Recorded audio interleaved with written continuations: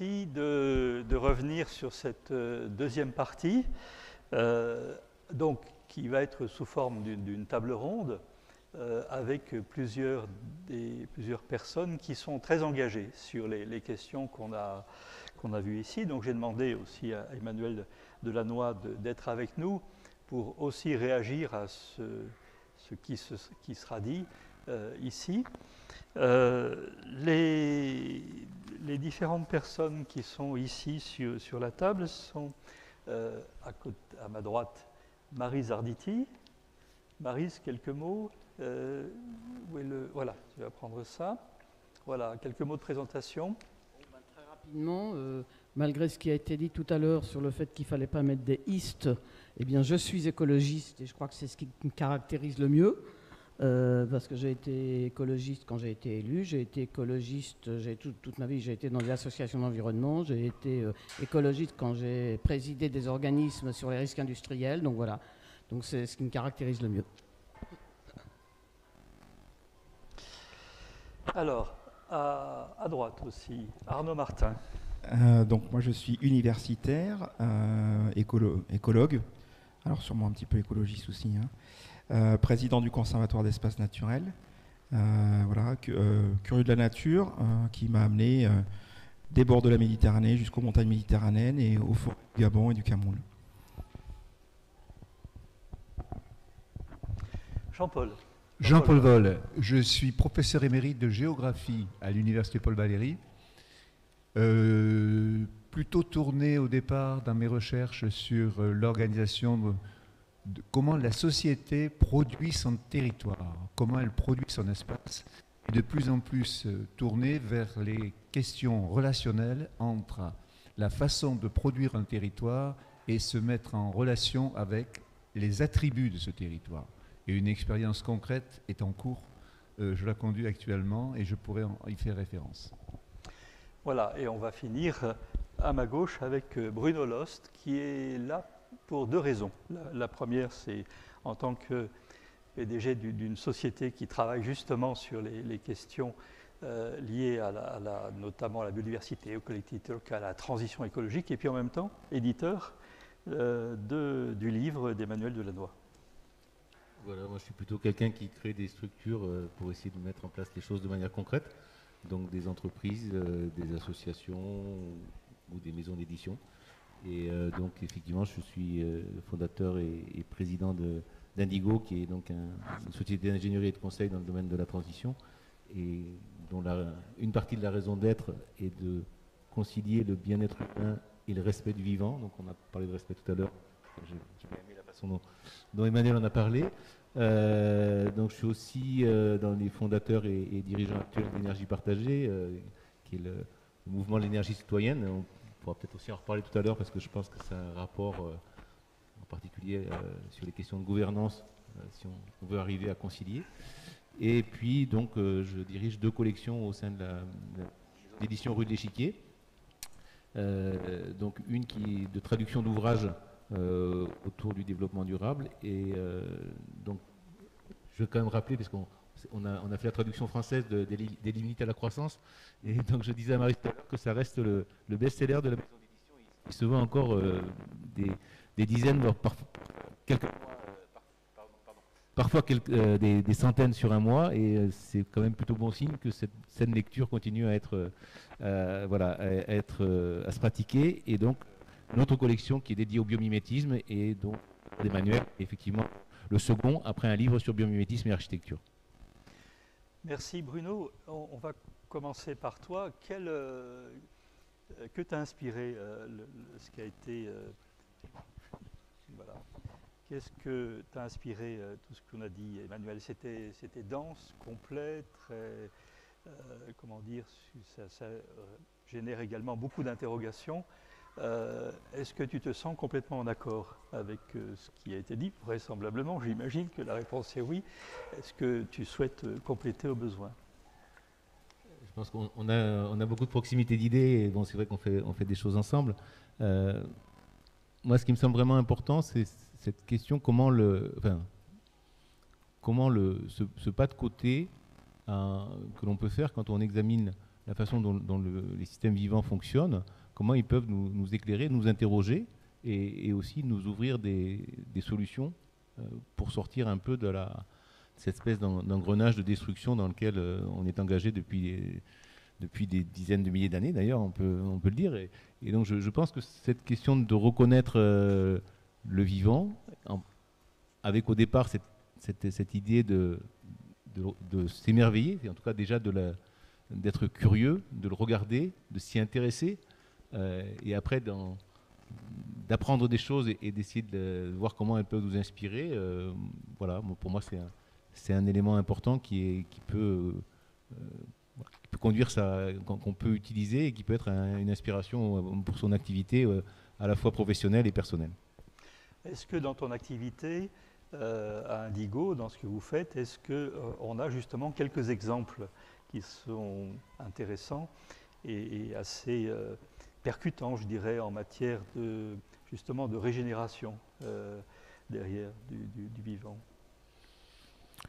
Alors bon, c'est vrai que la régénération, c'est une direction. Je pense que c'est difficile aujourd'hui d'être vraiment complètement dedans parce qu'on part de tellement loin. Hein, déjà d'arriver à limiter l'impact, neutraliser l'impact, on a déjà des difficultés. Moi, je prendrais peut-être un exemple pour essayer d'illustrer ce que peut être la vision du systémique, parce que c'est un point qui n'a peut-être pas forcément été complètement développé, mais si on veut que ça fonctionne et si on veut trouver les bons regards, les bonnes critiques et les bonnes analyses, il faut là aussi prendre du recul et essayer de regarder peut-être le système et pas seulement un morceau du système. Et là, peut-être parler on a parlé un peu de la forêt, mais donc la forêt, peut-être par rapport au bois, comment on peut l'utiliser et comment on a besoin de l'utiliser en tant qu'espèce humaine. Aujourd'hui, la forêt fait beaucoup débat. On a même des personnes qui disent qu'il ne faut plus couper du tout les arbres. On en a qui disent aussi que au final, la reforestation peut même être un problème par rapport au climat, etc. etc. On a vécu pendant on a beaucoup détruit les forêts, et puis après on a quand même pu cohabiter avec les forêts pendant quand même quelques centaines d'années, et on arrivait à trouver un équilibre avec du bois qu'on utilisait pour la charpente, pour des bois d'œuvre, pour des meubles, et puis aussi entre-temps, parce que quand les arbres grandissent, on peut aussi couper des branches, on peut couper les petits arbres pour laisser les arbres grandir. Donc en fait, il y a une production de bois qu'on peut récolter chaque année sans nuire à la croissance des arbres qu'on veut conserver. Et donc tout ce petit bois, entre guillemets, qui servait comme bois de chauffage. Et donc on a là une espèce de cohabitation et d'utilisation diverses, hein, où à un moment donné on peut avoir d'un côté du bois d'œuvre, de l'autre côté du bois pour l'énergie. On a vécu longtemps avec ça, et on est capable aujourd'hui de le repenser. On devrait être capable de le repenser dans une vision peut-être avec des outils plus modernes et une vision peut-être plus intégrée. On en est très loin, puisqu'en fait la forêt française est aujourd'hui très peu utilisée. On a une très belle forêt, mais dont on valorise peu le bois. Et donc je voudrais parler d'une double expérience qui est plutôt en région Auvergne, où on a pu remporter un concours sur un bâtiment, une petite tour, hein, on va dire, puisqu'il y a un bâtiment d'une dizaine d'étages pour la ville de Saint-Étienne, dans le cadre d'un appel à projet sur justement des bâtiments en hauteur en bois, et où on a, plutôt que d'aller importer du bois d'Autriche ou de Suède, comme ça se fait beaucoup aujourd'hui quand on fait de la construction en bois, on a essayé de travailler sur les ressources locales, et on s'est rendu compte que dans la région du Pilat, il y avait du sapin blanc qui était utilisé à une époque, mais qu'il était de moins en moins. Et on a travaillé avec des scieurs et avec des gens qui faisaient la transformation de bois pour essayer de définir des techniques de construction qui pouvaient utiliser le bois local. Et donc on a fait une équipe à côté des architectes, des ingénieurs, il y avait des scieurs et des gens de la filière bois, donc c'était un truc assez étonnant. Et en fait, c'est un projet qui a été retenu par rapport à sa dimension, justement, de pouvoir relancer une économie d'utilisation locale du bois qui s'était perdue depuis longtemps. Et c'est vrai qu'on est un pays dans lequel on a, on en parlait à midi, les scieries, on avait 15 000 scieries dans les années 60, on en a 1500 aujourd'hui. On a des scieries qui sont adaptées qu'à certaines essences. Et aujourd'hui, on a beaucoup de mal à valoriser des bois qui sont pourtant des bois qui sont très adaptés à certains climats. On peut parler de ce sapin blanc dans le Pilat, mais on pourrait parler du hêtre dans les Pyrénées. Et donc, en fait, on travaille aujourd'hui sur des projets qui permettent de recréer des filières locales, redonner du travail et revaloriser des bois tout en entretenant les forêts et en les laissant se développer. Et à côté de ça, on peut avoir une valorisation du bois d'entretien pour l'énergie. Et un exemple intéressant, tout près, plutôt du côté du Forez, mais toujours dans la même région Auvergne, il y a eu un autre groupement avec lequel on a travaillé de scieurs et de chauffagistes qui se sont associés pour mettre à disposition des petites chaufferies qui utilisaient justement le bois issu soit de la forêt, soit de la transformation, pour alimenter des petits réseaux de chaleur communaux. Et le fait de pouvoir regrouper toutes ces compétences locales, ça a permis d'atteindre une taille critique et de pouvoir arriver à un système qui économiquement permettait de fournir de la chaleur aux collectivités, y compris des petites collectivités rurales qui sinon ne pouvaient pas bénéficier de ces éléments, et donc de trouver une alternative là-bas, essentiellement au chauffage au fioul. Merci. Maryse Arditi, du côté de FNE, de la réaction, quelle réaction d'abord par rapport à ce qui a été dit, et puis également comment vous avez appréhendé à la fois la question de la protection, qui est évidemment très très forte, notamment à FNE, à France Nature Environnement, mais en même temps aussi ce qu'on a évoqué tout à l'heure, la nécessité à la fois de la prospérité, mais aussi derrière de faire en sorte qu'on ne soit pas sur un vivant immuable et de pure conservation. Alors, bon, quand j'ai écouté tout à l'heure l'intervention d'Emmanuel, revenait dans ma tête, enfin, je le traduisais presque dans ma tête par des choses qu'on dit de manière souvent évidente. Oui, mais la nature, elle fonctionne, je dirais, de manière à profusion. Quand vous avez une plante, elle va mettre des milliers de graines. Il y en a peut-être quelques-unes qui reprendront, il y en a peut-être quelques-unes, une ou deux qui est nécessaire, mais elle en met des milliers. Les petits poissons, ça se compte en dizaines de milliers, les petites larves qui vont sortir. Et il y en a que... Donc la nature, elle fonctionne à la profusion. Et notre système économique, lui, il fonctionne au contraire. J'ai enfin trouvé une solution la plus économique de toutes, c'est celle-là. Donc moi, je vais faire que ça, puisque si je fais un pas de côté, c'est un tout petit peu moins rentable. Et quoi qu'on en dise, c'était la rentabilité, c'était la question du fric était sous-jacente. Donc du coup, on a un système, quand on essaye d'expliquer un système économique, mais vous pourriez fonctionner comme la nature, ils disent « Ah ben non, c'est pas possible ». Alors, on a des petites, sur les déchets, on commence à envisager qu'on pourrait peut-être faire un tout petit peu de recyclage. Je vous rappelle que le recyclage, c'est l'avant-dernière catégorie des 5 R. Quand on veut parler déchets ou consommation, la première chose, c'est d'abord de refuser ce qui est inutile. Le premier R, c'est refuser. D'accord. Puis après, c'est éventuellement réutiliser, pas recycler, réutiliser le même. Etc. On arrive, le recyclage matière, c'est tout à fait à la fin.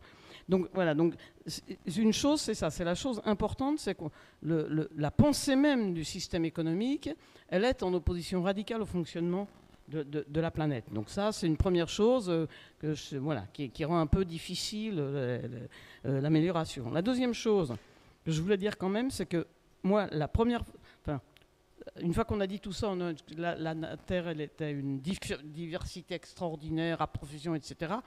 En fait, elle a une unité. Le vivant a une unité. Le jour où j'ai découvert ça, je suis un peu resté sur ma chaise.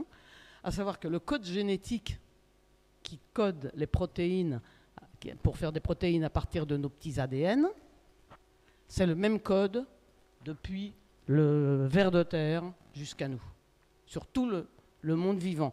Et comme... Je suppose que ça veut dire que comme il existe depuis le point de départ, ça veut dire qu'il était déjà comme ça avant. Donc ça, c'est un phénomène d'une unité incroyable qui, je ne pense pas pourquoi est-ce qu'on ne raconte pas ça un peu aux gens, que finalement, le monde vivant, avec toute sa diversité, il a une unité absolument fondamentale, incroyable, c'est celle-là.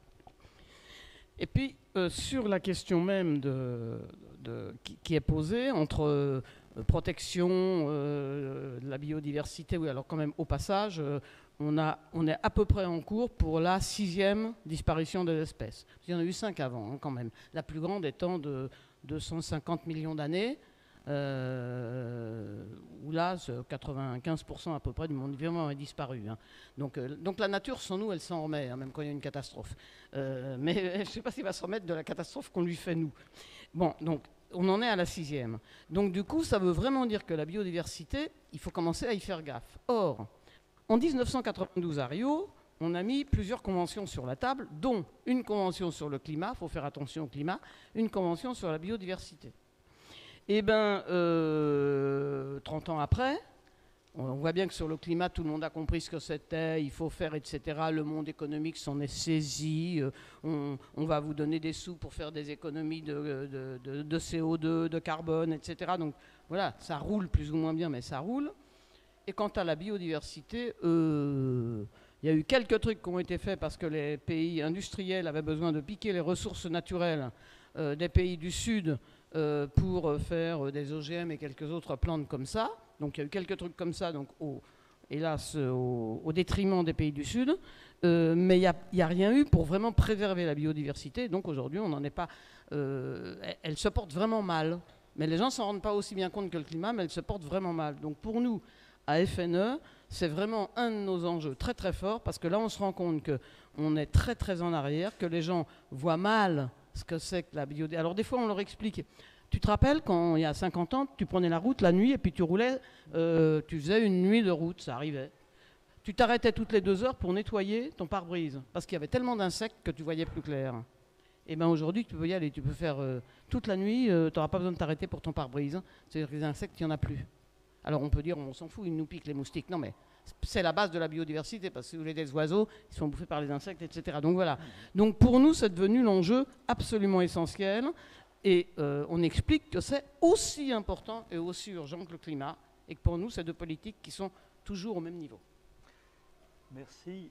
Arnaud, Martin, alors la protection et aussi la conservation, puisque vous êtes président des conservatoires.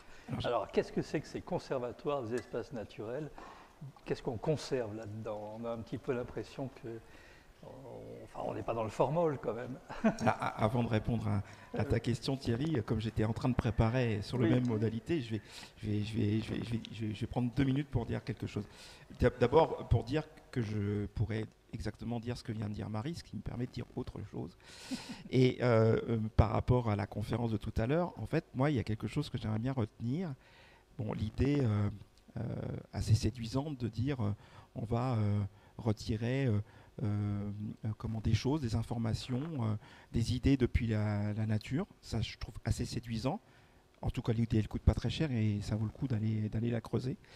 Et je pense qu'il y a un préalable à faire que tous, on pourrait faire, toutes et tous, c'est aller dans la nature et regarder ce qui se passe.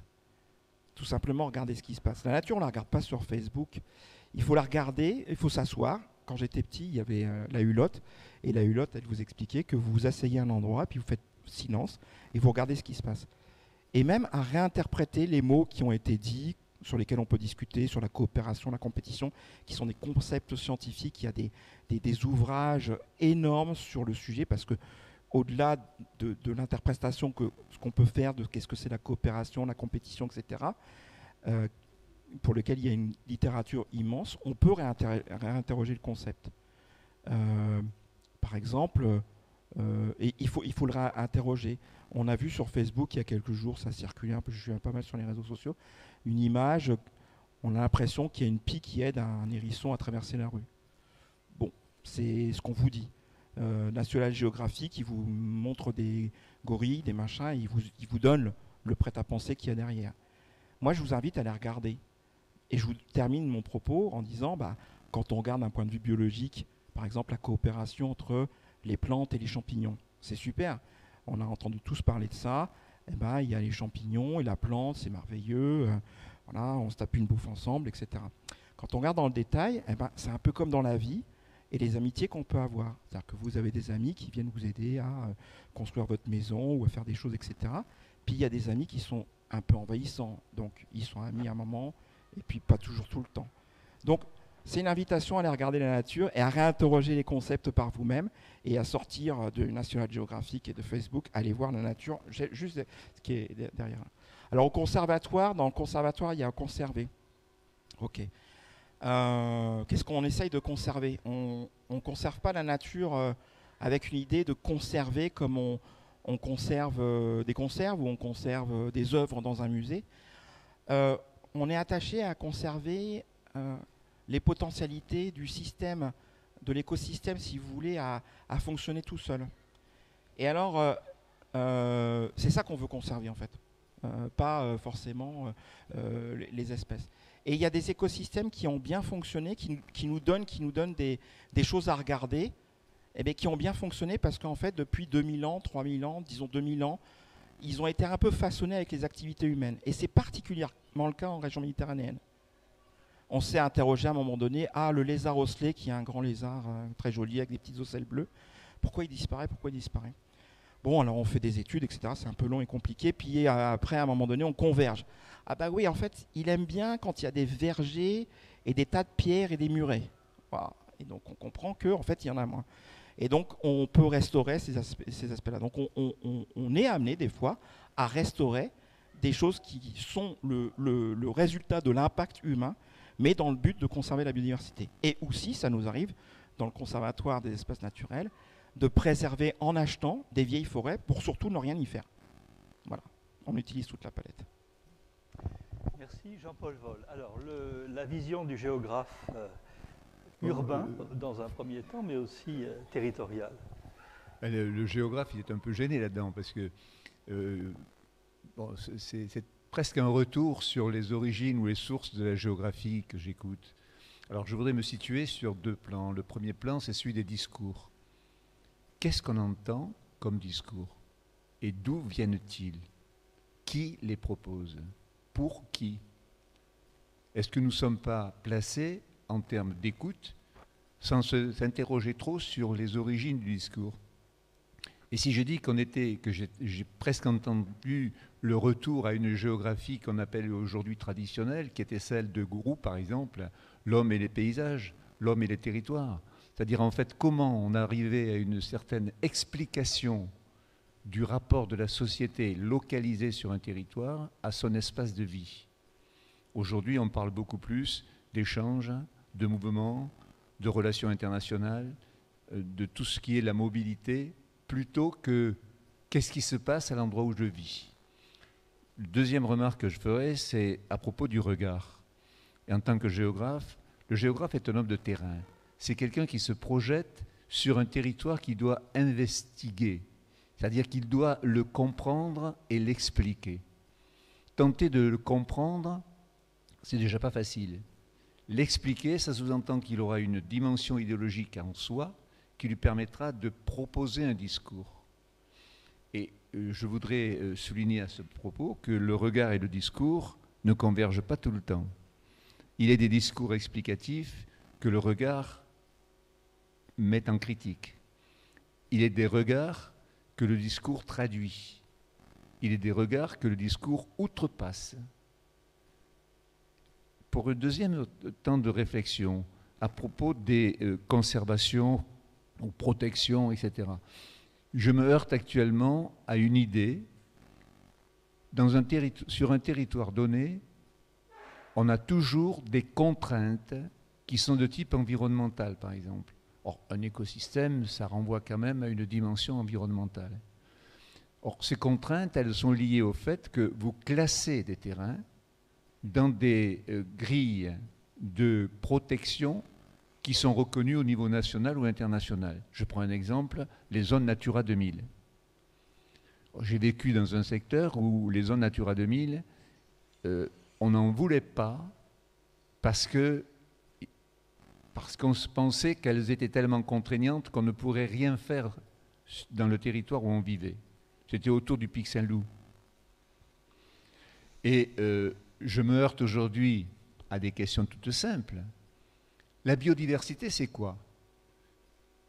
Ce que je reçois comme message, c'est l'accumulation des espèces présentes sur le terrain. Pour moi, c'est pas ça. Je pense qu'Emmanuel est d'accord avec moi. La biodiversité, c'est pas cela. La Caisse des dépôts et consignations a créé une société qui s'appelle CDC Biodiversité pour aider les collectivités locales à régler le problème de la compensation quand il y avait un projet sur un territoire qui était contraint. Parce que, apparemment, un projet pouvait détruire X catégories d'espèces et il fallait trouver un terrain où ces espèces-là pouvaient se reproduire. C'est une question d'habitat. Moi, j'aimerais bien que la biodiversité soit abordée à partir de deux concepts, le concept d'habitat et le concept de déplacement, c'est-à-dire de trajectoire de vie. Et ce n'est pas tout à fait la même chose, mais complémentairement à cela, le géographe a une vision, j'ai presque envie de dire positive, c'est-à-dire qu'il ne néglige pas que nous puissions intervenir sur nos territoires pour, un, se les approprier, deux, les mettre en synergie avec ce que nous pensons à la fois de notre relation individuelle au vivant et de la relation collective au vivant. Alors c'est important de souligner les deux dimensions. Et aujourd'hui, on rencontre beaucoup d'oppositions locales parce que les contraintes environnementales en particulier sont si difficiles à franchir qu'on a l'impression que si on ne fait rien, on respecte la biodiversité. Et ça, je n'en suis pas très sûr. Merci Jean-Paul Vol. Moi, une question que je voudrais vous poser à vous tous, c'est la suivante. On a vraiment l'impression, notamment sur un certain nombre de contraintes, comme par exemple celle du changement climatique, que l'effort à faire nécessite un énorme changement d'échelle, nécessite véritablement un changement d'échelle dont on pensait que derrière on avait devant nous 30, 40, 50 ans pour le faire, donc un horizon en gros de 2 générations. Et puis les climatologues nous disent c'est pas 2 générations, c'est une seule. Et maintenant ils nous disent c'est dans les 10 ans qui viennent que derrière l'inflexion doit être énorme. Et j'ai un peu l'impression qu'on est comme le grand navire qui voit l'iceberg devant lui. Cette fois-ci, l'iceberg, il est repéré au millimètre près avec le centimètre près avec le GPS, donc là on le sait de plus en plus, mais il va falloir, pour éviter de heurter l'iceberg, tourner, faire en sorte que le grand bateau sur son aire puisse tourner. Et parce que si au lieu de tourner, on freine complètement les machines, derrière on casse tout, c'est-à-dire crise économique majeure, etc., etc. Il faut pouvoir tourner et tourner vite, si vous voulez. Est-ce qu'on peut encore y arriver ? Et est-ce qu'à votre avis, cette question du changement d'échelle ne heurte pas complètement la question des impacts environnementaux est-ce que quelque part, il n'y a pas un petit peu je dirais, de compromis, je dis compromis, mais non pas consensus, de compromis, de laisser faire un peu pour que justement on puisse y arriver, parce que sinon, eh bien, on va se retrouver avec des changements climatiques absolument majeurs, et là, la biodiversité, elle va totalement changer à cause de ça. Qui veut répondre à cette question ? Bruno ? Non ? Je regarde. Je vais bien commencer. Je pense qu'effectivement, on est sur une époque où il faut changer d'échelle et forcément, il y aura des changements. Il y aura des changements sur les milieux, il y aura des changements sur les territoires, mais je veux dire, ça a toujours été le cas. Je crois qu'on parlait sur les visions conservationnistes, mais aujourd'hui, on s'émerveille de paysages qui sont des paysages complètement façonnés par la manière dont les hommes y ont travaillé il y a quelques centaines d'années. Donc je crois que oui, on va avoir de l'impact, enfin, on est obligé d'avoir de l'impact sur l'environnement. Maintenant, je pense qu'il y a deux éléments qui sont importants. C'est d'une part, comme ça a été dit juste avant, la question c'est comment on peut conserver le dynamisme des milieux. Et ça, je pense que c'est beaucoup plus important que simplement une question d'une espèce qui, ça se trouve, moi j'habite dans une commune où on a une rose qui s'appelle la Rosa gallica, qui est une espèce protégée, donc la rose de France. Je veux dire, elle est partout. Donc à un moment donné, c'est pas forcément si sur quelques dizaines de mètres carrés, on réalise un équipement public, que ce soit une perte pour cette rose-là. Par contre, il faut effectivement qu'on conserve suffisamment le milieu qui permet à cette rose de se développer. Donc cette notion et ça rejoint cette idée, c'est il faut qu'on conserve des milieux et conserver des milieux avec une dynamique telle que ces milieux puissent continuer à se développer, continuer à évoluer. Et ça, si on a cette préoccupation-là, on sort de cette question du conservatisme pur, c'est de laisser en l'état, et on peut essayer de faire cohabiter des nouveaux équipements, des nouveaux équipements nécessaires, en particulier à la transition énergétique, avec un milieu qui va garder une dynamique. Donc ça me semble important, mais pour que ça puisse fonctionner, je pense qu'il faut qu'on sorte de la notion de la protection et des textes qui arrivent d'en haut et qui sont valables pour tout le territoire. Alors je sais que je vais peut-être un petit peu... je pense que toute cette protection et ces textes, ils sont importants, ils ont permis de protéger les choses. Mais à un moment donné, il faut qu'on puisse arriver à ce que sur le terrain se crée... alors je ne sais pas si c'est des consensus, mais en tout cas, d'intégrer le point de vue des acteurs pour arriver à trouver une solution locale qui soit la plus intelligente possible. Et moi, je reste persuadé qu'on ne réglera pas les problèmes d'en haut, ni au niveau de l'État, ni au niveau de la région.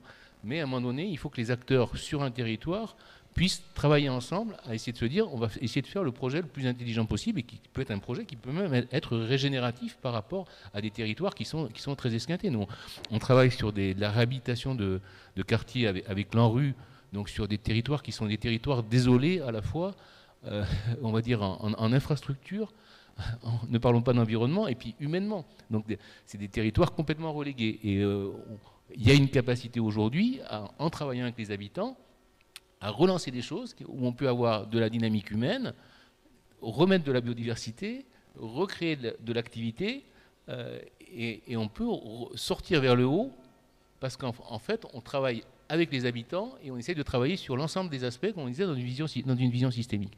Donc cette question, et ça renvoie à la question de la gouvernance, et je pense qu'il faut qu'on trouve autre chose que aujourd'hui, on est un peu à naviguer entre le côté on laisse le marché faire, hein, ça c'est plutôt la tendance générale, ou alors après c'est l'État qui doit tout décider ou tout fixer. Alors maintenant s'il décide plus, en tout cas c'est lui qui légifère et qui réglemente. Et il y a sans doute entre les deux, il y a peut-être aussi sur beaucoup de sujets d'autres manières de faire, hein. Ça rejoint un peu la notion de, là on parlait tout à l'heure des communs, si on prend des économistes comme Elinor Ostrom qui a travaillé sur cette manière dont les personnes ont pu gérer par exemple des systèmes d'irrigation, des pêcheries pendant, pour certains, des milliers d'années dans un système de gestion collective d'une ressource commune. Moi, je pense qu'on peut s'inspirer de ça pour essayer de reconstruire des nouvelles gouvernances de territoire, en particulier autour des énergies renouvelables, par exemple, en associant les collectivités, les citoyens, mais aussi des entreprises, pourquoi pas même des grosses entreprises de temps en temps. L'important, c'est la question de définir des règles ensemble, une manière de travailler, et à partir de ça, trouver comment on peut vivre ensemble sur un territoire en le transformant avec quelque chose qui soit acceptable par tout le monde. Et bien sûr, derrière, il y a aussi une question de la valeur économique. Et pour que ça puisse fonctionner, il faut que cette valeur elle soit aussi partagée entre l'ensemble des acteurs, y compris les acteurs non humains. C'est-à-dire qu'il faut que ce qu'on va faire, ça puisse aussi enrichir le vivant. Maryse Arditi, par rapport à ça, alors, par rapport à ça, d'abord, premièrement, d'accord avec l'image du bateau s'il y en a quelques-uns qui n'avaient pas encore vu arriver l'iceberg, entre les coups de chaleur et les feux au Canada, les inondations en Chine, les inondations en Espagne, voilà, il n'y a pas de doute, là, celui-là, on l'a vu arriver. Donc, la conséquence, c'est effectivement qu'il faut obliquer très vite. Alors, ce n'est pas la peine de se faire du cinéma... Le géographe pourra confirmer, quand on essaye de faire bouger les choses très rapidement, indépendamment des raisons, on trouve des résistances. Parce que vous voulez faire que quelqu'un, il avait un joli paysage devant lui, puis il aura un truc qui ne lui a plu. Donc on a déjà des résistances individuelles de chaque personne si on lui fait changer son paysage. Après, au-delà de ça, je suis aussi assez d'accord sur l'idée que les habitats sont souvent presque plus importants que les espèces elles-mêmes. Mais le problème, c'est nous, on doit traduire de manière législative la protection. Jusqu'à présent, la protection, effectivement, quand on regarde à l'Europe, les Natura 2000, il y a des choses qui préservent les habitats et des choses qui préservent les espèces. Donc il y a bien ces deux dimensions et elles existent encore. Donc ça, c'est intéressant. Mais effectivement, sinon, si on n'a pas de législation, si on dit mais les gens ils vont se mettre d'accord, aller dans le moindre petit village, les gens ils vont se mettre d'accord, ou bien il y a une famille qui a plus de moyens de longtemps, chez nous il y a des gens qui sont mères, M-A-I-R-E, de père en fils ou de mère en... jusqu'à... Voilà. Et donc il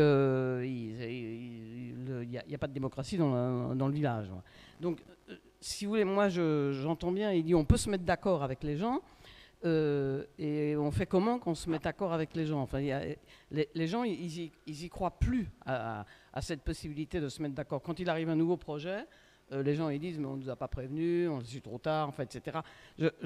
Donc là, nous, on est vraiment... Alors, nous, on essaye de faire la différence.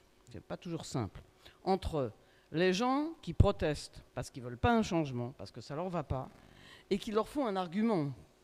Ils ne peuvent pas dire « ça m'embête parce qu'il va prendre mon paysage ». Donc, l'argument numéro 1, tout de suite, c'est « ah oui, mais ça perturbe l'environnement ». Avant même la biodiversité, les trucs, ça perturbe l'environnement. Nous, on reçoit en général à l'association des coups de fil de gens qui disent « on ne peut pas laisser faire ça, c'est pas possible, nous on est prêts à aller au tribunal, est-ce que vous venez avec nous ?» Je dis mais attendez, venez avec nous, pourquoi après discussion, avec à un moment donné, on s'aperçoit qu'il y a un engueulot entre deux viticulteurs, qu'il y en a un qui met un projet, ça jette l'autre, etc. Je dis attendez, on n'entre pas là. Donc le fait d'utiliser comme alibi l'environnement, bon, maintenant la biodiversité, puisqu'il y a des mots savants, etc., ça fait mieux, pour dire il ne faut pas le faire parce que c'est ça, c'est quelque chose qui nous énerve un peu. Parce que souvent, il n'y a pas... Nous, on est assez clair, on dit à des gens, nous, on n'ira pas. Écoutez, on a regardé, sur ce territoire-là dont vous nous parlez, il n'y a franchement rien qui fait que moi, association de préservation de l'environnement, je ne peux pas aller au tribunal, il n'y a rien à... voilà. Après, quand il y a vraiment... Alors, les espèces, évidemment, les arosselés, c'est vrai, etc. Bon, on sait comment refaire des trucs assez facilement. Ceux-là, c'est ceux pour lesquels on peut encore aller assez facilement faire des trucs. Sinon, la compensation, en gros, on n'y croit pas une minute. Hein. On a regardé tout ce qui a été fait pour la compensation. Il y a des fois, vous savez, qu'on dit la compensation, elle doit durer 30 ans, donc on fait un truc, et 10 ans après, on va réutiliser le même truc pour faire un nouveau projet sur le même site qui devait être préservé 30 ans. Quoi. Bon, donc, nous, la préservation, voilà, on n'y croit pas, la compensation, on n'y croit pas une chose. Et je reconnais que c'est un peu un combat voilà, qu'on a avec les armes qu'on a. Il y a des fois, c'est pas... on se dit, bon, c'est une espèce, bon, oui, une espèce. Mais on est dans une telle situation où nous, on a tellement de mal à faire appliquer les lois de l'environnement. En gros, les lois de l'environnement, c'est pour monsieur le préfet, c'est la première chose qu'on met de côté. Hein. Donc, que finalement, on se bat pour les garder quand même tant qu'on n'a pas fait mieux. Voilà, tant qu'on n'a pas réussi à faire mieux. Je reconnais qu'il y a des fois, alors après, de temps en temps, il y a des endroits, moi j'ai des exemples, hein, où des villages se sont dressés pour avoir le projet. Je prends un exemple là, les éoliennes de Roquetaillade, les gens ils étaient pour, et puis à un moment donné il y a eu une réunion de plus, les gens ils viennent plus puisqu'ils étaient tous d'accord, il y en a 10 qui viennent et qui gueulent et qui sont contre, et à l'époque l'exploitant dit non mais attendez, s'il y a des gens contre, moi je ne le fais pas contre la volonté des gens. Le maire dit mais attendez, vous allez voir, hein. Le maire refait une réunion, il dit maintenant si la voulez vous êtes tous là, si vous n'êtes pas tous là c'est que vous la voulez pas. Tout le village était là. Voilà. Le truc s'est fait, et quand les trucs ont été... Il y avait 300 personnes, et le repas de 300 personnes autour des éoliennes, c'était c'était la volonté. Alors, des fois, je dis aux gens, mais essayez de convaincre les gens aussi. Voilà. Donc, ça, c'est un exemple très positif, je voulais te le donner quand même. Voilà. Est-ce que finalement... Oui, la question de l'échelle, c'est un des outils majeurs du géographe. Ne serait-ce que parce qu'il fait des cartes. Mais pas que ça. Alors, je voudrais prendre 2 ou 3 exemples. Ok, Maryse, sur ce que tu proposes, à un moment donné, il y a des décisions qui doivent être prises. Je prends un exemple, le bocage normand. Si on prend les éleveurs normands et les agriculteurs normands, un après l'autre, tous vous diront, on va détruire les haies sur notre propriété parce qu'elles nous gênent. Si on prend l'échelle globale du grand territoire du bocage, on a détruit une bonne partie de la vie d'animaux, de fleurs et autres qui vivaient sur les haies. Et aujourd'hui, on est en train de tenter de séduire des agriculteurs pour qu'ils remettent des haies. Et vous savez, ce n'est pas simple. Je vais prendre un deuxième exemple. Le vignoble qui est les coteaux du Larzac, qui est au pied de la Séranne, c'est un très beau vignoble aujourd'hui. Personne ne mettra en cause l'idée qu'on a créé là un paysage exceptionnel en termes visuels. Je pose une question. Par rapport au vignoble qui existait préalablement, est-ce qu'il y a eu atteinte, agression ou modification des conditions de la biodiversité? Et personne n'en a parlé. Je prends un troisième exemple. En périphérie des villes, le périurbain, y a-t-il une seule enquête concernant la biodiversité quand on passe d'un village à une ceinture de lotissement? Pas une seule. Est-ce que vous pensez qu'il n'y a pas là quelque chose qui interroge? Et pourtant, si vous mettez le doigt sur l'idée qu'il faut mettre un dossier de compatibilité avec les conditions de la biodiversité, vous allez avoir une levée de bouclier monstrueuse. Pas partout, loin de là. Quatrième exemple, le littoral du Languedoc sous l'angle du Conservatoire du littoral. Une action heureuse, en même temps que la mission Racine, qui, elle, mobilisait des énergies des constructeurs et du béton sur des lieux bien précis. Je voudrais simplement rappeler que lorsque le tramway de Montpellier est mis en circulation l'an 2000, dans les 5 ans qui suivent, la ligne numéro 2 avait comme finalité de desservir le littoral, c'est-à-dire d'aller jusqu'à la Grande Motte. Pour éviter quoi? Pour éviter que l'on prenne à 100% la voiture pour aller se baigner. Cette ligne de tramway a été refusée par les collectivités locales de la Grande Motte et Palavas. Au milieu, c'est Carnon, c'est la ville de Moguio, qui elle-même n'avait pas envisagé de mettre quoi que ce soit. Donc, résultat, le tram s'arrête à 3 km de la plage et ne va pas plus loin. Il s'arrête à la commune de Pérol. Qu'est-ce qu'on fait aujourd'hui? On a mis des parkings qui ont été longtemps gratuits, et aujourd'hui, pour rentabiliser les investissements, on les fait payer. C'est-à-dire qu'on ne s'interroge plus sur le fait que le parking détruit la biodiversité, mais on se dit le parking va nous permettre de rentrer de l'argent pour améliorer les conditions des espaces naturels. Drôle de paradoxe quand même. Merci. Emmanuel, une réaction par rapport à tout ce qui vient d'être dit, notamment sur la question de la compensation, qui est pas trop abordée dans le livre, mais parce que vous êtes contre. Non, je suis ni pour ni contre, bien au contraire. J'en ai parlé dans un rapport officiel, par contre. Ma position serait que, et c'est pas très original, c'est-à-dire effectivement la bonne compensation, c'est la compensation qu'on ne fait pas. Parce qu'on n'aura pas détruit, et ça j'y reviendrai. Ça ne veut pas dire que pour autant je suis contre la compensation, parce que je pense qu'on ne compense pas assez et qu'on n'applique pas la loi, on ne se donne pas les moyens de faire appliquer la loi sur la compensation, et quand on le fait, on ne le fait pas bien en plus. Donc on ne compense pas assez, et en plus on ne le fait pas bien. Pourquoi? Parce que beaucoup par fainéantise intellectuelle, beaucoup par manque de courage, beaucoup parce qu'à un moment donné, il va falloir rentrer un peu dans de la confrontation, dans de la négociation un peu âpre, et qu'on n'a pas trop envie, et puis qu'aujourd'hui, le discours, c'est effectivement le développement économique avant tout, on ne va pas freiner les emplois à cause de la biodiversité, etc. On rentre dans cette espèce de dualité, finalement, d'opposition factice entre création d'emplois et biodiversité. On est revenu dans ce travers-là, et c'est extrêmement dommage. Mais pourquoi on ne fait pas assez de compensation? C'est que du coup, comme on n'applique pas la loi sur la compensation, la destruction de la biodiversité, elle est gratuite. La biodiversité, la nature, les endroits non artificialisés, ce sont des non-objets. Et c'est là où je voulais en venir, mon deuxième propos, c'est quand vous êtes... C'est la question du plein et du vide. Quand vous êtes dans un tissu urbain dense, c'est plein.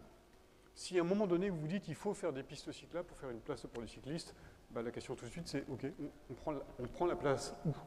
On prend la place au trottoir, aux piétons, on prend la place aux voitures, on prend la trace au tramway. Il faut prendre la place à quelqu'un. Donc il y a des arbitrages, on réfléchit. Quand on est sur des espaces non aménagés, non anthropisés, ben, là c'est rien, c'est du vide. Donc on ne se pose même pas la question. Et en fait, la cause première de l'extinction de la biodiversité, c'est ce qu'il y a dans les rapports de l'IPBES, le GIEC de la biodiversité, c'est l'artificialisation, c'est la fragmentation, c'est la destruction des habitats. À aucun moment on se dit, mais ok, on continue à grignoter année après année, etc. Je crois que tous les 7 ans, je ne sais pas si la statistique est encore vraie, mais tous les 7 ans, on a l'équivalent d'un département qui disparaît, et essentiellement d'ailleurs par des petits projets, des lotissements, etc. Des projets qui ne font même pas l'objet d'une déclaration, d'une autorisation. Et c'est là qu'on mite progressivement le territoire. La question c'est, il y a une limite. Est-ce qu'on l'a déjà franchie? Est-ce qu'on va la franchir? À quel niveau on la met? À quel niveau on se dit, ben là, stop, on arrête d'artificialiser? Sauf force majeure, extrême, etc. Non, on prend de la place à quelque chose qui existe déjà, exactement comme quand en ville, si on veut faire un nouvel aménagement, il vient remplacer un autre qui existe déjà.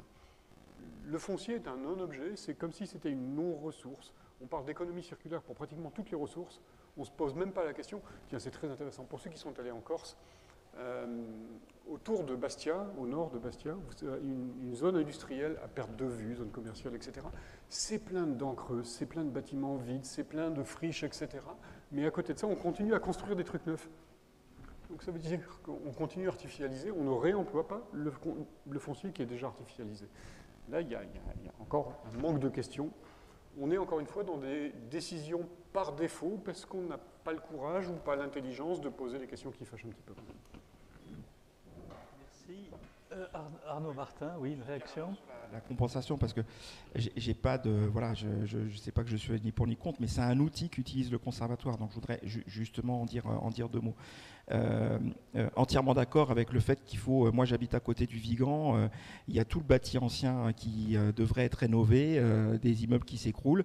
C'est ça la priorité aujourd'hui, hein, puisque le bâti existe. Il faut rénover, remettre des immeubles, je dirais, aux normes, parce que les gens plutôt âgés, eh ben, ici, il n'y a pas d'ascenseur, c'est compliqué. 3-4 étages. La compensation, elle est inscrite dans la loi de la protection de 1976, la protection de la nature.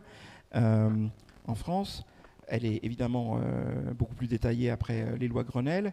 Il s'agit de quoi? Il s'agit de dire, on peut dans certains cas autoriser la destruction d'espèces protégées, parce que c'est ça, hein, dont il s'agit, c'est la destruction d'espèces protégées, donc il faut demander une dérogation, que ça soit pour un pont ou pour un lotissement en fait, hein, quand il y a une espèce protégée, on doit demander une dérogation, et cette dérogation, elle peut entraîner des mesures compensatoires, dont effectivement, je comprends Maryse qui peut dire mais je ne peux pas me satisfaire là parce que c'est un pis-aller, c'est pas terrible, je suis d'accord, il y a des choses qu'on améliore petit à petit dans le dispositif.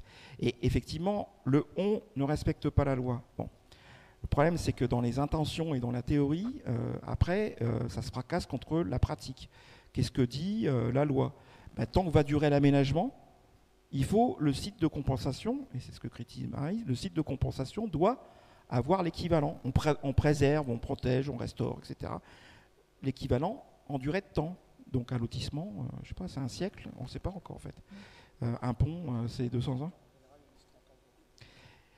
Et à un moment donné, il a fallu mettre ça en œuvre. Et mettre ça en œuvre, c'est inscrire des coûts, puisque en fait, l'opérateur, lui, il va payer l'acquisition du terrain. Donc nous, au conservatoire, on achète des terrains qu'on met dans un fonds de dotation qui garantit que personne ne pourra aliéner. Quand on peut le faire, on ne peut pas toujours le faire, mais personne ne pourra aliéner, même si le conservatoire disparaît. Ces terrains-là, ils sont préservés d'un réemploi. Quand on peut le faire, on le fait. Et puis à un moment donné, il faut payer la gestion, s'il faut faire, la restauration, s'il faut faire, etc.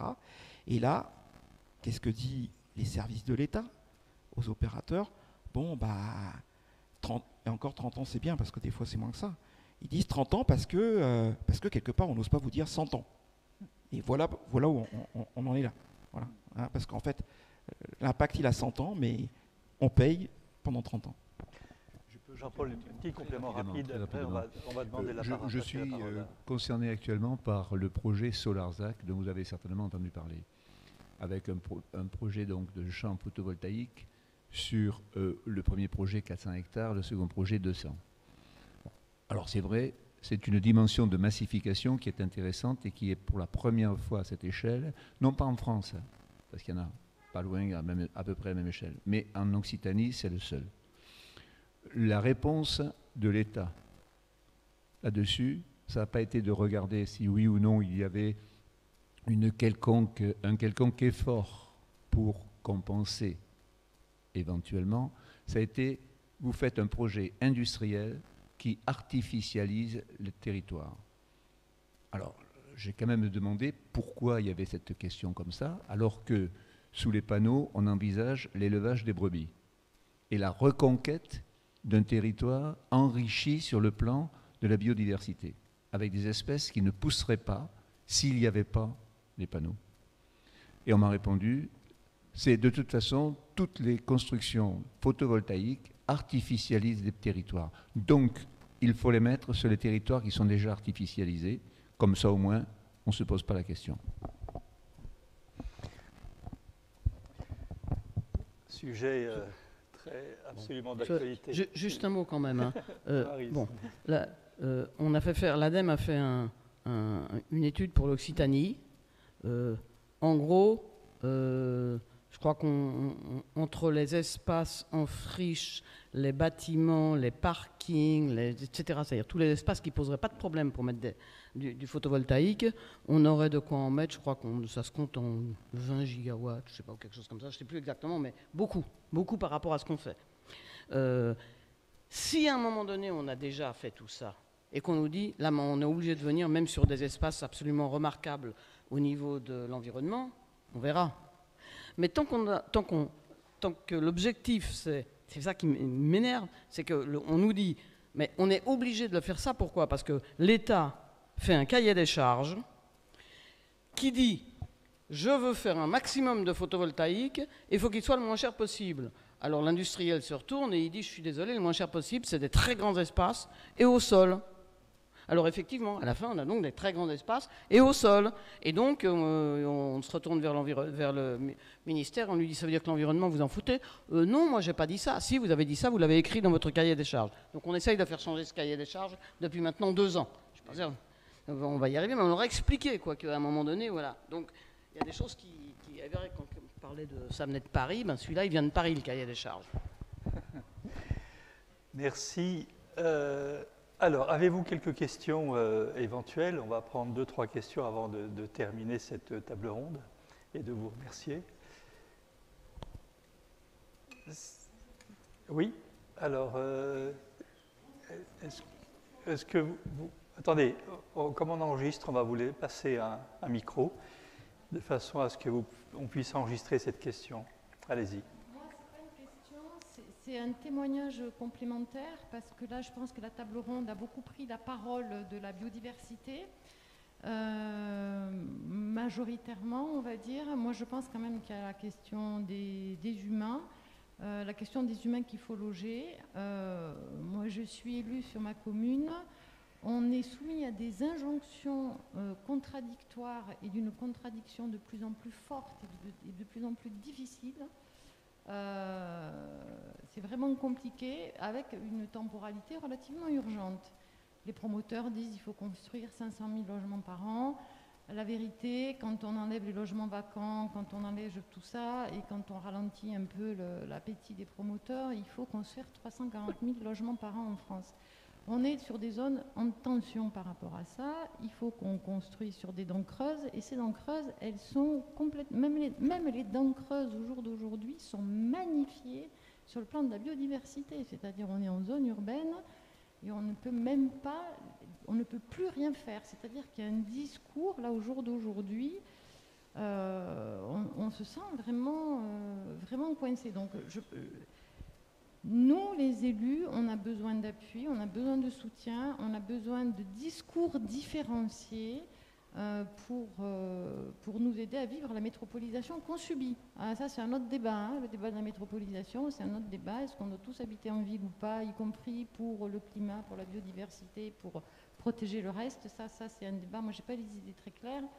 Mais en tout cas, on sent que les citoyens, les individus, ça a été dit, hein, récupèrent la biodiversité ou l'environnement pour qu'on ne fasse plus rien, mais on arrive à un stade où on ne peut plus faire grand-chose.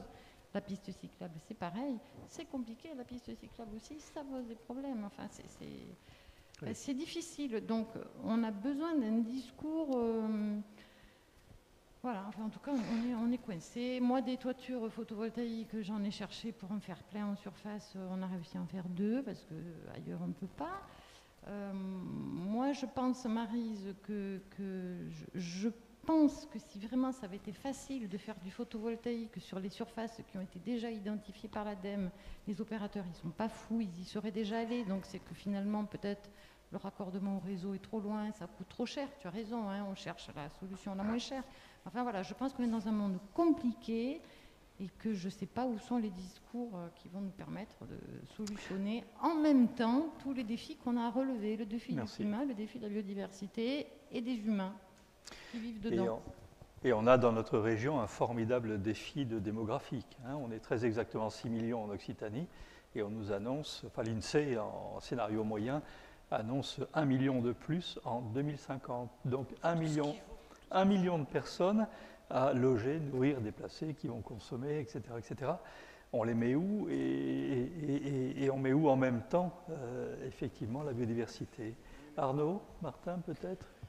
Peut-être on a été à plusieurs réunions. Le concept du zéro artificialisation nette porté par la région Occitanie, et pas que la région Occitanie, la région Île-de-France, et pas, enfin à ma connaissance, quelque chose qui vient des militants écologistes uniquement. C'est-à-dire qu'il y a un souci, je pense, tout simplement de bonne économie peut-être, de l'espace, parce que c'est quelque chose qui est partagé. Moi, j'entends ce que vous dites, je vois bien les difficultés. Je remarque aussi qu'il y a des demandes, notamment dans certaines villes, et je vous ai parlé du Vigan à ce titre-là, parce qu'en fait, il y a des demandes de réinvestir les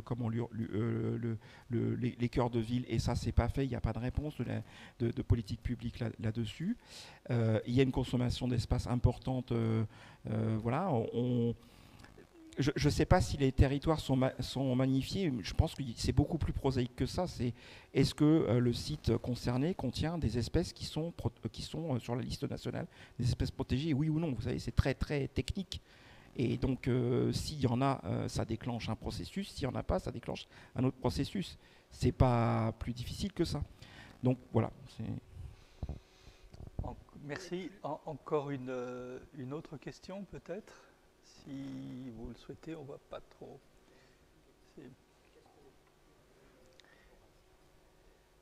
Non. Sinon, Maryse peut-être ou pas? Ah pardon, je ne vois pas très bien. Allez-y, on va laisser la parole à... Oui, bonsoir. C'est une question qui me vient à l'instant, en ce sens que on s'aperçoit que dans cette deuxième partie de la réunion, de cette table ronde, sont débattus, sont mis en évidence des problèmes qu'il y a avec une volonté d'appliquer une démarche écologique ou avec des écologistes, de faire avancer le schmilblick, je dirais simplement, et on sort en fin de débat des impossibilités que Madame a mis en évidence, qui viennent d'une hiérarchie administrative un peu toute puissante, qui se prend un peu les pieds dans le tapis entre la volonté de vouloir faire quelque chose et l'impossibilité de les faire, ces mêmes choses, parce qu'il y a des décrets, des lois qui ont été écrites et qui ont été signées et entérinées. Et si je voudrais mettre cette ambiguïté, cette impossibilité qu'on a de résoudre un problème, un peu la quadrature du cercle, avec le discours que M. Delannoy a tenu tout à l'heure, quant à la prise de conscience que l'on se doit d'avoir aujourd'hui dans nos sociétés, pour faire bouillir la marmite, c'est-à-dire faire avancer ce fameux schmilblick, les outils qu'il a évoqués, et qui sont étudiés et qui sont mis en évidence un peu de partout, de par le monde. Ce qui m'inquiète, c'est cette distance qu'il y a entre ces deux faits-là, c'est-à-dire la volonté que l'on a de résoudre ces problèmes, les impossibilités qu'on a pour les résoudre, alors que l'on a des solutions qui ne restent, et là je pose la question, on a des solutions qui ne restent-elles pas trop théorique pour résoudre le problème. Qu'est-ce qu'il est fait?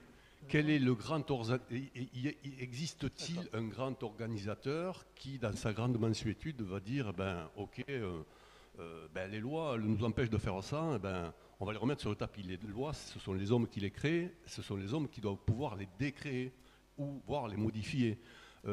Qu'est-ce qui empêche qu'est-ce qui bloque la roue, quoi? Qui est la personne qui met la barre de fer dans les rayons pour empêcher de faire tourner ce rouage et de faire arriver à utiliser des zones déjà artificialisées à s'équiper de production de photovoltaïque ou éolienne ou autre, j'en veux dire. Mais pourquoi est-ce qu'on ne se réfugie pas un peu trop derrière le sacro-saint règlement qui a été fait par des hommes et qui, à mon avis, peut être modifié? Pourquoi on se bloque? Parce que là, il y aura toujours quelqu'un qui va sortir un lapin du chapeau en disant là, on ne peut pas le faire parce que l'alinéa terre, c'est le truc de telle loi de 1992, l'interdit ça. Oui, mais quelle possibilité on a de débranler cette épée de Damoclès là qui flingue tous les projets, toutes les bonnes volontés? Alors, peut-être et je vais demander à Emmanuel Delannoy de répondre, et puis peut-être en même temps aussi sur cette question-là, vous interroger sur est-ce que finalement on ne manque pas d'outils encore, qui seraient des outils à la fois de construction de désaccords, d'une part, et en même temps aussi des outils un peu plus innovants en matière de gouvernance, et notamment de gouvernance de projet. Et puis, ça sera l'occasion de conclure cette table ronde. Alors, Attends. Non, j'ai un micro. Ah, enfin, vous posez la question, effectivement, qui freine, qui fait qu'on a les bottes pleines de boue, là, et c'est très dur de faire un pas en avant, ça colle à chaque pas, c'est lourd, etc. Il y a énormément d'inertie. Ce n'est pas une ou des personnes qui bloquent, c'est des procédures, c'est des habitudes prises.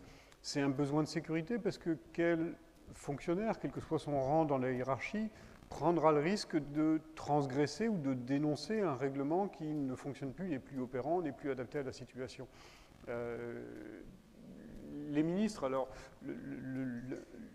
le portefeuille pour lequel on a le plus de turnover depuis le début de la Ve République, c'est le ministre de l'Environnement, de l'écologie, de la transition, vous l'appelez comme vous voulez, de la solidarité, etc.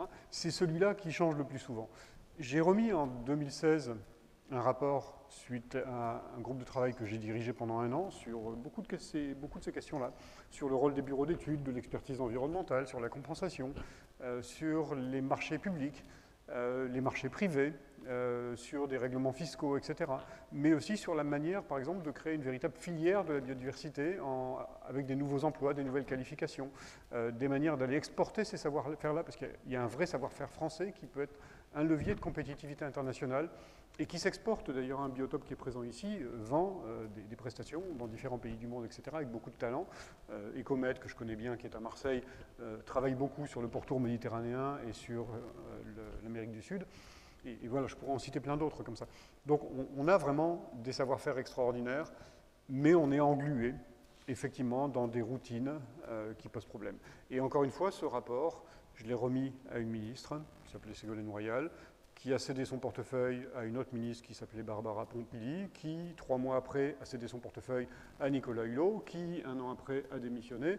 Et en fait, le rapport, il sort du tiroir, puis hop, il est enfoui. À chaque fois qu'il y a un changement de ministre, tout le cabinet change, etc. Donc là, ça y est, c'est fini, c'est mort, mort de chez mort. Mais 3 ou 4 fois, j'ai été appelé par des directeurs de cabinet qui me disaient « Ouais, on a ressorti ce rapport-là, ce serait intéressant, vous pouvez venir nous en parler un petit peu, etc. » Je suis venu, je prends un TGV, je vais présenter le rapport et les conclusions, puis hop, ça retombe, ça s'arrête là. Donc ça ne doit pas venir de là. L'autre point aussi, c'est qu'il y a effectivement un vrai problème, il y a une décorrélation aujourd'hui entre l'artificialisation et la croissance démographique et même la croissance économique. Au niveau national, il y a des particularités régionales, mais globalement, on artificialise plus vite que la population ne croit. Et je ne suis pas sûr que l'essentiel de l'artificialisation, ce soit sur les logements et les infrastructures prioritaires de type école, hôpitaux, etc. On a tellement d'éléphants blancs, de centres commerciaux, qu'on ouvre, parce qu'on est dans une logique de compétition, et une commune fait compétition à une autre, et à 20 km d'écart, on a 2 méga-centres commerciaux qui sont à moitié vides, parce qu'évidemment, la zone de chalandise, il n'y en a qu'une pour tout le monde, et les gens ne dépensent pas plus parce qu'il y a plus de centres commerciaux. On a évoqué le problème des zones d'activité, des parcs d'activité, etc., qui sont pleins de dents creuses aussi. Et là aussi, il y a des logiques de compétition entre certaines communes qui, plutôt que de faire un parc commun dans lequel on se répartirait avec des règles intelligentes, la taxe professionnelle, etc., enfin les équivalents fiscaux aujourd'hui, chacun fait son petit parc dans son coin, et ce petit parc, il est viabilisé, comme on dit, on a artificialisé, etc., puis il reste que vide les 3 quarts du temps. C'est des logiques d'intelligence territoriale qui manquent aussi, quoi. Oui, c'est l'exemple des théâtres, des piscines aussi, hein, on dit que pas chacun veut son théâtre, chaque commune sa piscine. Son palais des congrès. Voilà, donc effectivement, l'idée de mutualiser ou de mutualisation des moyens, on ne l'a pas trop quand même dans la tête. Mais ça vient quand même. De faire du réversible, du multi-usage, etc. Ça vient quand même un peu plus qu'avant. Ouais. Ça ne vient pas assez vite, mais ça vient. Merci Emmanuel, merci à vous tous pour vos questions, et puis merci aux 4 personnes, en plus d'Emmanuel, qui étaient sur la table ronde. Alors, tout a été filmé, vous l'avez vu, et ça sera très vite disponible sur le site eco-dialogue.fr, sur lequel on accumule maintenant depuis de nombreuses années la mémoire, en quelque sorte, à la fois l'annonce, mais aussi la mémoire de ces éco-dialogues. On en est maintenant à peut-être à peu près 80 éco-dialogues depuis le début, et à peu près la moitié sont maintenant sur le site. Ça fait une richesse qui est tout à fait importante. Alors cette richesse, on va la compléter demain et après-demain. Demain avec quelqu'un que je vous invite vraiment à écouter, qui est Pascale Cossard, qui est une chercheuse émérite. Elle est directrice de recherche à l'Institut Pasteur. En même temps, elle est académicienne des sciences et même secrétaire perpétuelle de l'Académie des sciences. Alors c'est vraiment une grande pointure en matière de recherche sur le vivant, et notamment sur le tout petit vivant, les bactéries, où elle a fait des travaux absolument remarquables sur certaines bactéries pathogènes, etc. Et pourquoi on l'a invitée? Parce qu'elle a utilisé intelligemment le premier confinement chez elle, en se disant, ben, voilà, je vais faire un bouquin pédagogique sur ce que chaque citoyen, vous, devrez quand même un peu savoir sur la différence entre les bactéries, les virus, etc. Et ce petit livre a été très bien illustré aussi, et très, très remarquable. Donc vraiment, je vous invite à l'écouter, et en plus à lui poser évidemment toutes les questions que vous souhaitez, notamment sur l'actualité maintenant, depuis la malheureuse actualité depuis 18 mois sur le SARS-CoV-2 et le Covid. Et donc vous aurez derrière vraiment une personne de très haut niveau pour y répondre. Et puis, alors c'est demain dans cette même salle à 18h, et puis dimanche, on se transportera au cinéma Le Taurus. Alors on va passer des bactéries le samedi au cachalot le dimanche, avec un personnage extraordinaire qui s'appelle François Sarano. C'est un plongeur professionnel, c'est quelqu'un qui est aussi docteur en océanographie et qui a été chef d'expédition du commandant Cousteau, et qui maintenant est un amoureux des cachalots. Il plonge avec les cachalots, et il en connaît quelques-uns, une famille à lui là, qui est vers l'île Maurice. Et donc il y aura aussi des images formidables de cette biodiversité. Il n'y a pas que les cachalots, il est assez copain avec le grand requin blanc, et il défend véritablement la nature sauvage, et a monté une association qui s'appelle Longitude 181. C'est un magnifique conteur qui a écrit là aussi un livre, et plusieurs livres là-dessus, vous l'avez peut-être déjà aperçu dans une émission de télévision ou autre. Ça sera au cinéma Le Taurus, et je vous invite vraiment à y participer. Voilà. Merci à vous, merci de votre accueil.